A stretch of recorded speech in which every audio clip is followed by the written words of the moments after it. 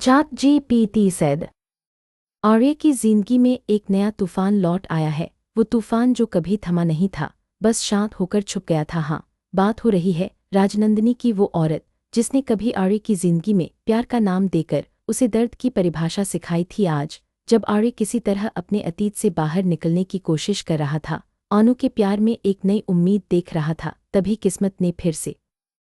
इस एपिसोड की शुरुआत होती है आनू और आर्य के बीच एक शांत सुबह से। दोनों अस्पताल से लौटे हैं और जिंदगी में थोड़ी राहत महसूस कर रहे हैं, लेकिन राहत हमेशा लंबी नहीं होती। दरवाजे की घंटी बजती है और जैसे ही आर्य दरवाज़ा खोलता है, सामने खड़ी होती है राजनंदिनी। वही मुस्कान, वही नजरें, लेकिन अब उनमें कुछ और था। बदले की आग, छल की ठंडक।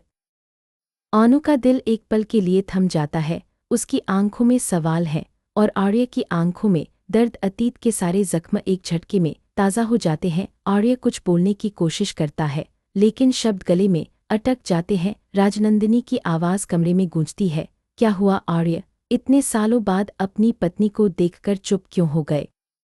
कमरा जैसे सन्नाटे में डूब जाता है। आनू की सांसें तेज हो जाती हैं। वो समझ नहीं पा रही, क्या ये सच है? क्या आर्य की जिंदगी में कोई और थी, या है भी? आर्य की नज़रें झुक जाती हैं और उस एक पल में आनू का भरोसा जैसे टूटने लगता है। लेकिन फिर आर्य बोलता है, राजनंदिनी, तुम मेरे अतीत की एक गलती थी जिसे मैं भूल चुका हूँ। अब मेरी जिंदगी में सिर्फ आनू है।